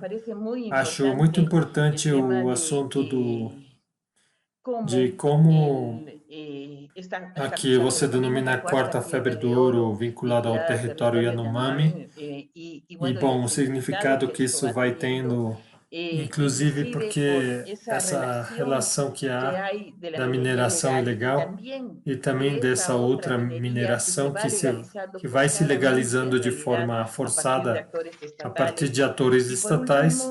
E por último, bom, correndo um pouco em alguns elementos, casos concretos respeito à quebra de barragens e com todos os efeitos, não apenas no autor mineiro, mas também nos territórios e comunidades, que mantemos uma política mineira colonial e que desde atores políticos que, na verdade, há um impulsionamento da atividade mineira a partir de projetos de lei que tentam modificar as normativas e também a partir dessas outras presenças empresariais de corporações que estão sob a mesma lógica e, além disso, tem a ver com essas transformações profundas que se dão no território, a contaminação a grande escala, o retrocesso que vamos vendo em termos de direitos. Então, o panorama acaba sendo muito complexo em termos de das metas em relação à mudança climática, porque quando vemos as causas do desmatamento, a atividade mineira resulta sendo central, junto com as outras atividades. Obrigado, Júlia. Acho que estamos relativamente dentro do tempo, com um certo atraso, mas a riqueza do espaço valeu a pena. Chegaram algumas perguntas dentro das redes. E, bom, isso... Queria apresentar algumas perguntas para Pablo, Manuel e Júlia. E, por outro lado, uma última que vai para todos em termos de... que apresenta um companheiro na Bolívia, que vou assinalar em primeiro lugar, porque é uma preocupação permanente que certamente está relacionada com alguns em todos os casos. Eu leio nesse momento. Essa pergunta diz: como podemos os povos indígenas parar o avanço da mineração legal e ilegal nos territórios indígenas e áreas protegidas se os governos e os estados não respeitam as leis nacionais e internacionais? Por exemplo, na Bolívia temos uma constituição requintada em matéria de direitos humanos, indígenas e da natureza, mas o Estado boliviano não respeita e também não cumpre nossos direitos fundamentais. Um deles, a consulta prévia, livre e fundamental de boa-fé para o nosso consentimento. Também não cumpre o Convênio 169 da ITEA, criando norma de menor jerarquia e depredador em terrenos indígenas e áreas protegidas. Por exemplo, em maio de 2014 se aprovou a Lei Mineira 545, contrária à Constituição, a qual elimina a consulta prévia e simplifica a reunião de socialização feitas pelo Estado e empresas privadas. Essa pergunta acho que é chave e é uma das perguntas que nos fazemos permanentemente. Por outro lado, dirijo as perguntas, uma específica para Manuel da Venezuela. que assinala que o crime organizado é transnacional neste contexto. O que ocorre na Venezuela está ocorrendo na Colômbia e qualquer outro país da região amazônica. Acho que foi uma pergunta que poderiam responder também Júlia e Manuel. E vou me remetindo às outras perguntas que as tenho anotadas. Esta vai dirigida também para o Manuel. Qual o papel do governo venezuelano na exploração e toda a cadeia qual o papel que está tendo neste momento? E qual é a relação destes atores que você assinalava na sua última diapositiva com as políticas públicas e com e qual é o vínculo entre esses autores? No caso da Júlia, uma pergunta muito específica: que perspectivas há e o que é proposto para as eleições do Brasil de 2022? O que planejam os candidatos? Algo nesse sentido? E mais uma, que o Brasil assinou a declaração que tem a ver com o desmatamento e o uso de solo em Glasgow, e o que se poderia pensar, que expectativas há com respeito a isso em relação às políticas que se vêm planejando. Qual é a situação e quem são os atores muito concretos? Qual a relação das corporações com essa mineração ilegal? E por último, mais uma pergunta, uma pergunta que fazia inicialmente. Mais uma pergunta que diz: que propostas existem para afrontar este problema? Qual poderia ser essa resposta efetiva? Essa é uma resposta que é um desafio e com certeza vamos falar disso até amanhã. E por último, uma pergunta para Pablo. Qual é a perspectiva da economia do ouro no mundo e na Latinoamérica neste contexto de crise e reativação? Deixo espaço a cada um dos palestrantes. Podemos começar com o Pablo para responder estas perguntas e alguns comentários adicionais. Bom, as perguntas estão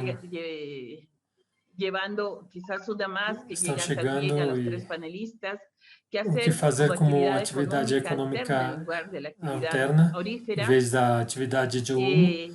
Há algumas alternativas de diminuição do uso do mercúrio para a extração do ouro. E o que fazer diante de um aumento significativo dos crimes associados à mineração legal e ilegal e às violações dos direitos humanos? Que estratégia poderíamos ter? As perguntas são complexas, são dirigidas a vocês, para alguns comentários que poderiam fazer em conjunto. E, bom, deixo a vocês a palavra. Podemos seguir a mesma ordem das exposições. Então, Pablo, eu vou com você agora. Muito obrigado, Silvia. Muito interessantes as exposições do Brasil e da Venezuela.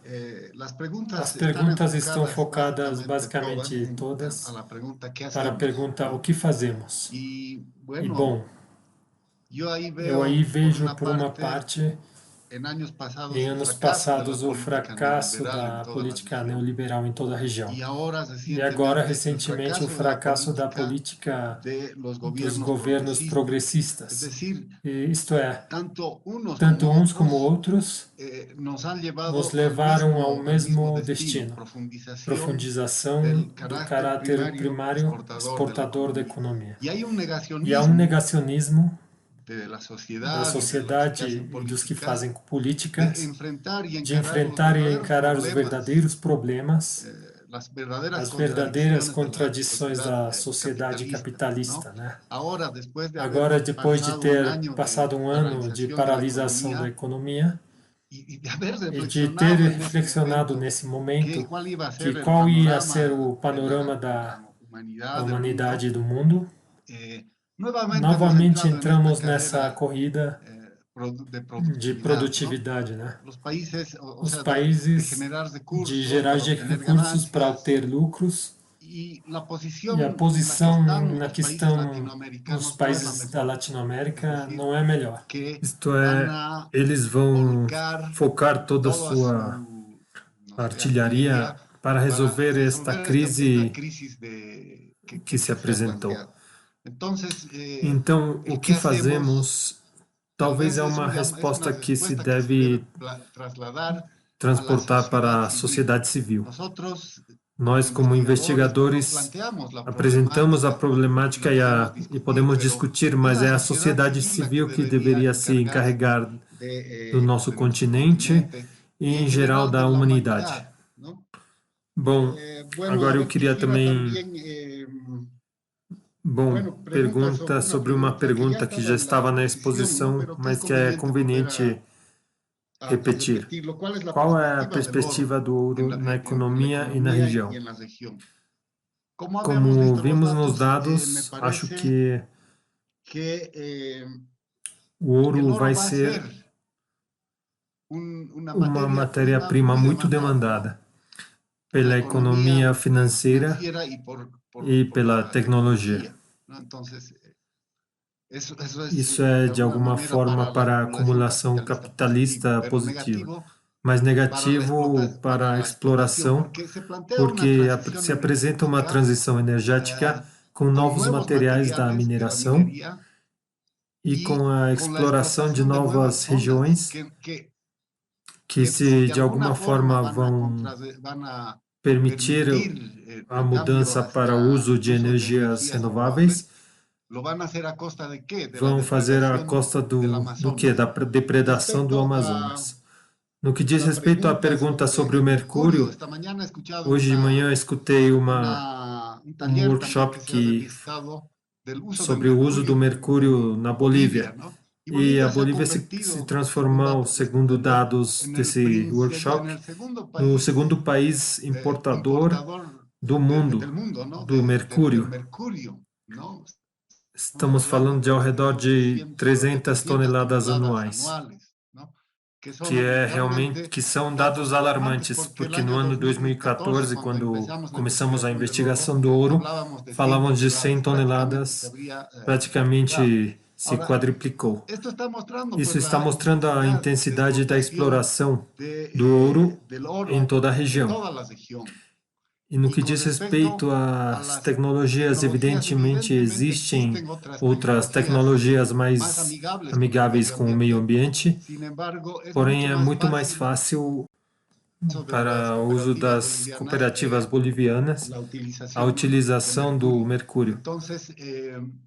Então, para mim, o panorama ecológico, a raiz da exploração do ouro, ou para fazer uma reativação econômica, acho muito complicado tanto para a sociedade, para os trabalhadores, para as pessoas, como para a natureza. E deveria ser um alarme, mais uma das que temos quando falamos da mudança climática e da destruição do planeta. Esse é o meu ponto de vista. Silvia, muito obrigado.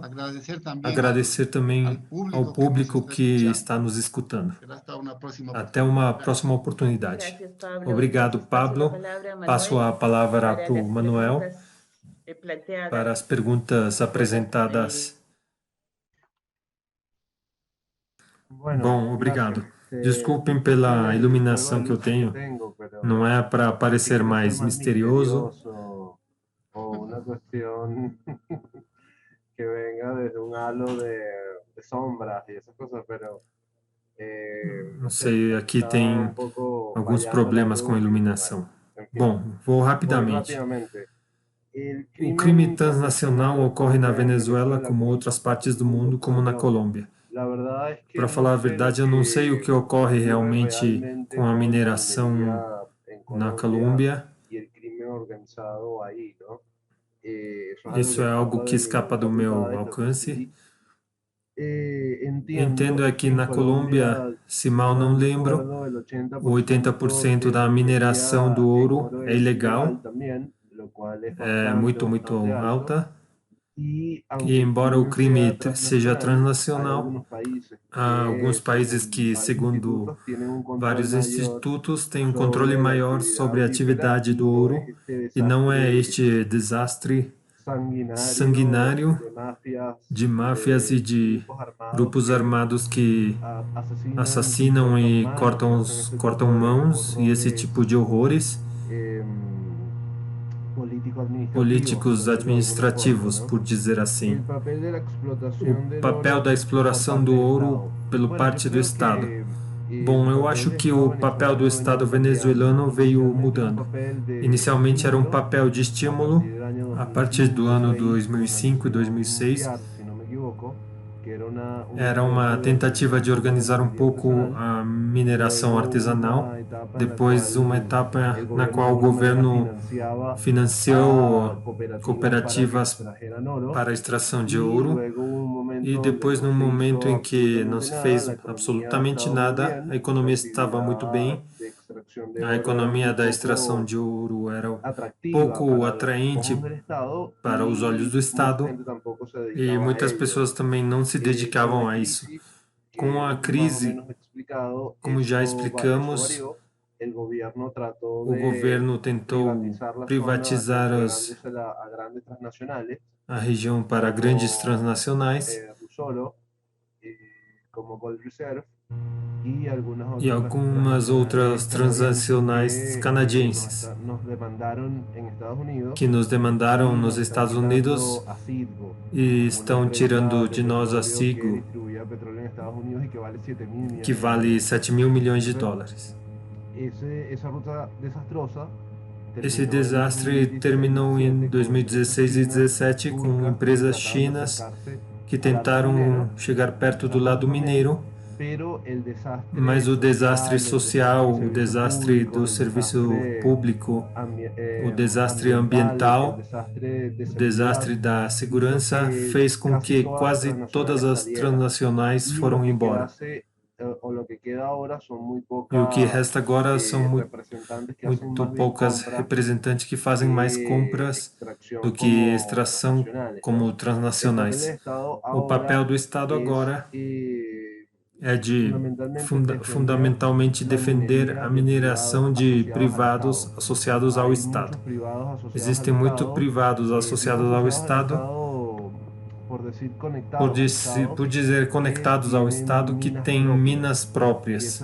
E essas minas próprias são custodiadas por elementos militares, policiais, que cobram dinheiro aí e que pagam algum imposto.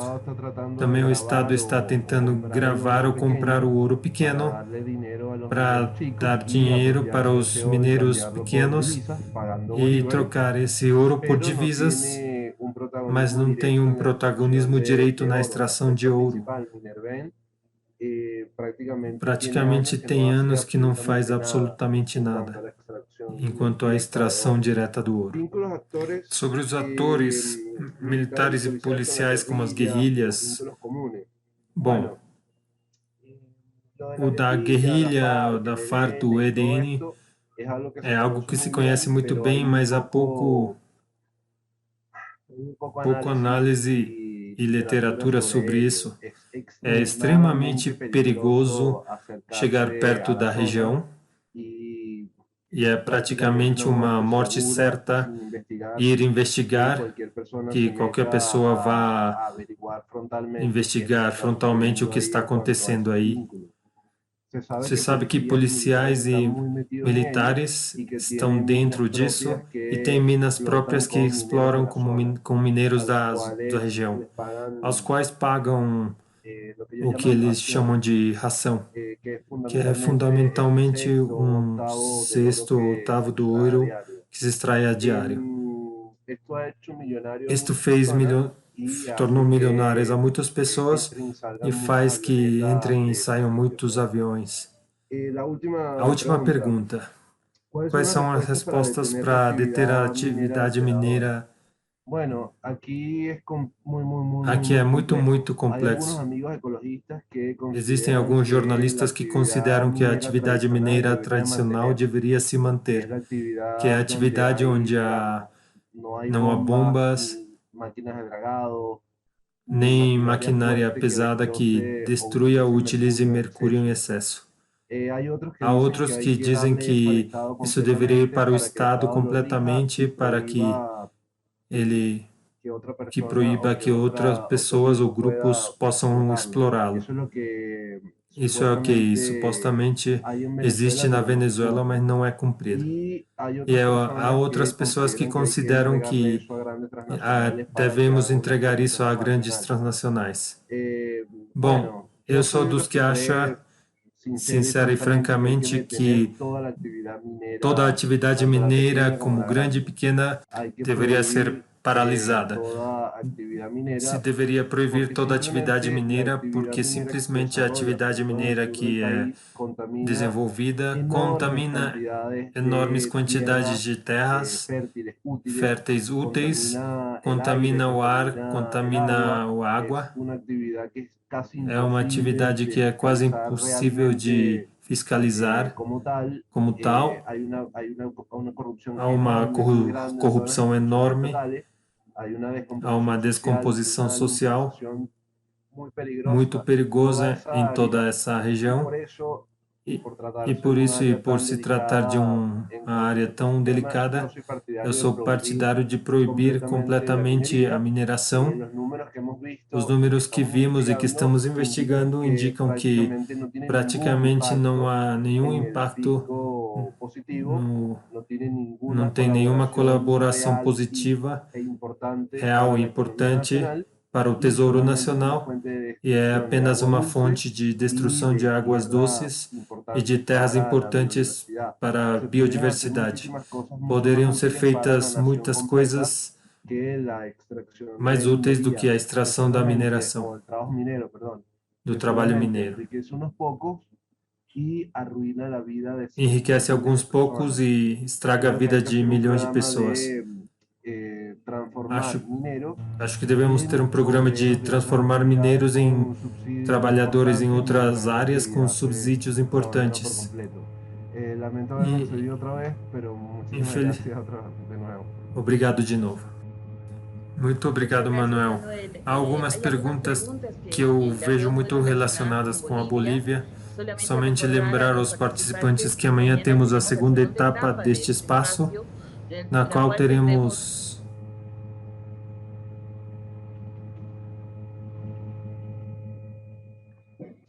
Hola, bueno, se cortó. caiu. Hola. Oh, Lo oímos, lo oímos. Ah, ya, bueno, vi que tuve el letrero de que estaba silenciada y yo no lo veía, pero bueno. assinalava Señalaba que que há hay algumas algunas perguntas que preguntas são que muito son muy específicas específicas sobre a sobre Bolívia, Bolivia, sobre a sobre la mineração minería pequeña, pequena, en el caso no caso boliviano. Entonces, boliviano. solamente recordarles que Queria lembrar mañana que vamos amanhã a tener teremos a la segunda segunda parte parte de este deste espacio, con esta espaço, posibilidad de diálogo bastante amplia. que vamos iniciar Iniciaremos com a la situação da situación de Colômbia, Colombia, en em relación relação também también com con uma todas las das preguntas perguntas que se le pedía a que Manuel, pediam para o y Manuel, también con e las também com as situaciones situações da de Bolívia e do Bolivia Peru. y de Perú.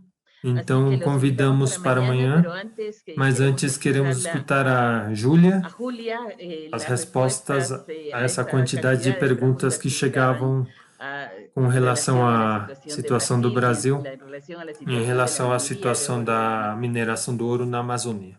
Muchas Muito gracias, obrigado, Silvia. Silvia, e Gracias obrigado también a também a Pablo y Pablo e Manuel. Manuel. Excelentes puntos. Excelentes pontos. Manuel, creo que voy a empezar con un Manuel, comentario que no acho me que vou preguntaron, começar pero com creo um que comentário es que muy não me importante perguntaram, mas acho que é el muito que importante, habló Manuel do que falou Manuel sobre la sobre a minería. mineração. Eso me recuerda Isso que me faz lembrar que en Brasil no hay Brasil una narrativa de há la uma narrativa dependencia da total dependência total de la da minería, ¿no? mineração, né? Y creo E acho que que sería muy seria muito importante nos próximos anos cambiar mudar essa narrativa y construir e construir outras possibilidades de trabalho, de exportações, outras possibilidades. É triste, existem muitos estudos e fazer uma transição de verdade. É muito interessante esse ponto. Bom, vou aos outros pontos. É que é algo depois das tragédias e dos desastres das comunidades afetadas. Muitas vezes falam dessa necessidade de uma mudança da narrativa, porque não somos de verdade tão dependentes assim. É importante para a economia brasileira, mas os custos sociais e ambientais são terríveis. Então, até que ponto deveríamos continuar com isso? Vou tentar responder algumas das perguntas. Havia uma pergunta sobre as eleições no próximo ano. Os candidatos ainda não estão apresentando suas agendas, seus planos, mas o que sabemos hoje, por exemplo, sobre o Bolsonaro, é que vai continuar trabalhando com negacionismo. Pablo também falou um pouco sobre isso.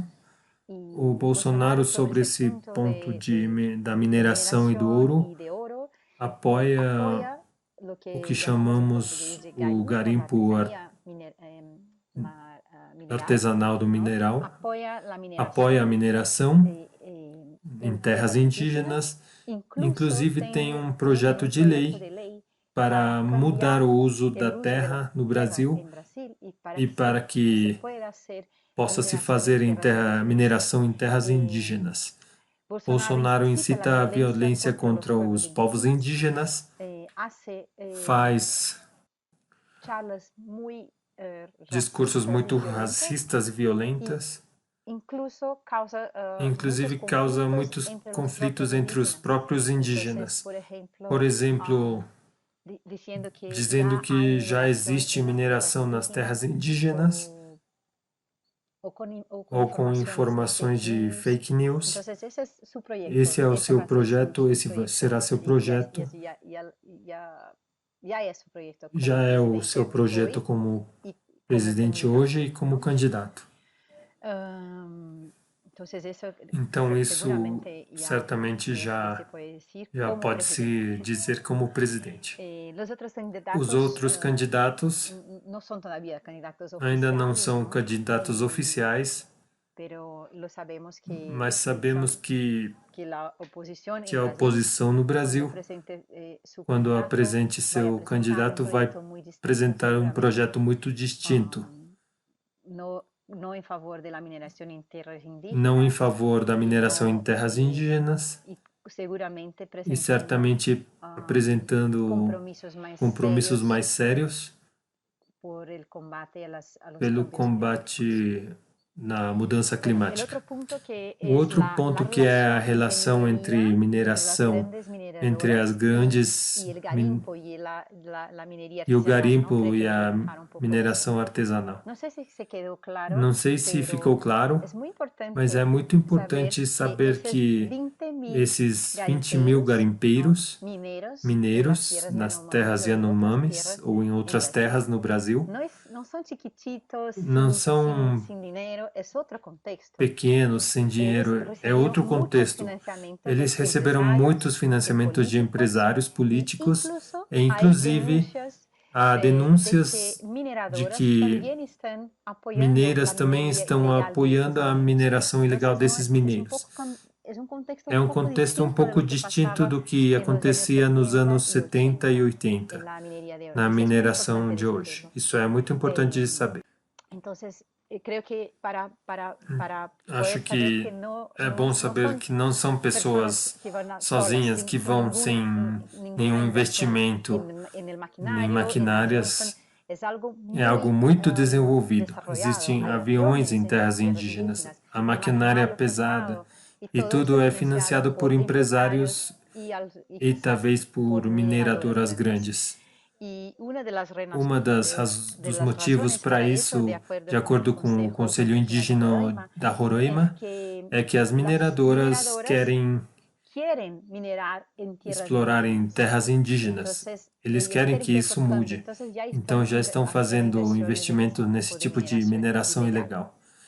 E o terceiro ponto que tem a ver com o que podemos fazer. Desde uma organização de direitos humanos, devemos continuar denunciando nos espaços que temos ainda, seja na justiça, com ações, por exemplo, para a defesa dos Yanomami, por exemplo, ou no Supremo Tribunal, nas Cortes Supremas dos nossos países, seja no sistemas internacionais como a ONU, a OEA, a OPE, não como um sistema internacional, mas como um espaço de pressão. E no caso do Brasil, porque talvez o Brasil seja um candidato e não é que queremos isso, mas é um dos espaços de pressão para mudar o que acontece no caso do Brasil. Pode-se seguir também. Há muitos casos contra o Bolsonaro na Corte Penal Internacional. E isso toma muito tempo, é verdade, mas apresentar um caso já mobiliza os meios, o Parlamento, o Congresso. Então, isso é muito interessante para mudar a narrativa e mudar a opinião pública sobre o que acontece no Brasil. Essas são algumas ideias. E de continuar fazendo estudos que demonstrem todo o impacto da cadeia do ouro no Brasil e no mundo e em outros países da região, para perceber que estão involucrados outros países, outros governos, como vimos do Pablo e do Manuel, e também empresas investidoras que às vezes não se vê em simples investigações, mas com investigações mais profundas, isso pode se descobrir mais. Obrigado, Silvia. Muito obrigado, Júlia, Manuel, Pablo, porque hoje foi muito rico, muito denso, muito para pensar e muito para preparar para amanhã. Para vocês, como palestrantes, por compartilhar este conhecimento, toda essa informação e esta leitura, e além deste encerramento que nos fornece elementos centrais a vocês e a todos os participantes, convidamos para amanhã para abordar os casos da Colômbia, Peru e da Bolívia, para continuar com esse diálogo tão intenso. Esperemos que deste espaço saia algo dessas respostas e perguntas dos participantes do o que fazer. Alguns elementos saíram hoje de vocês, palestrantes, agradecemos muito, mas será muito importante também ver o que dizem os participantes que estão seguindo este espaço. Então, convido também a continuar amanhã às 4:30 da tarde da hora boliviana e 3:30 do horário da Colômbia, Equador e Peru, 5:30 acho que no Brasil e também 4:30 no horário da Venezuela.